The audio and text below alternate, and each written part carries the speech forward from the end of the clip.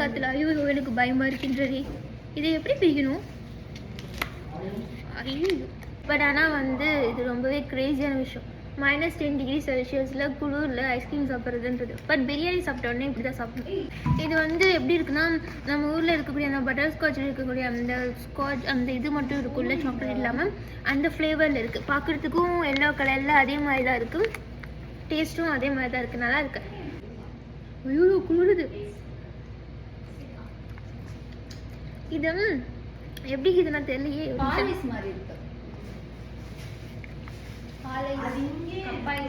ஆமாம், இது milk powder பாதாமில் போட்டு கலந்து க்ரீம் கன்சிஸ்டன்ட் டேஸ்ட்டில் இருக்கு.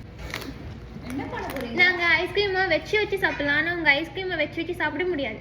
நாங்கள் பாருங்கள் இந்த மாதிரி டியூப் அப்படியே வச்சு சாப்பிட்டு அப்புறமா சாப்பிட பிடிக்கணும்னா அப்படியே மூடி வச்சிருவோம். இது ஒன்றும் இப்போ இருக்கிற டெம்பரேச்சர் இது ஒன்றும் அப்படியே மெல்ட் ஆகிடாது. நாளைக்கு வைக்கலாம். பட் இருந்தாலும் நாங்கள் நாளைக்கு கூட வச்சு சாப்பிட்றோம். நீங்கள் நாளைக்கு வச்சு சாப்பிட்றீங்களா? நீங்கள் நாங்கள் எடுத்துகிட்டு போக முடியும், உங்களால் எடுத்துகிட்டு போக முடியுமா?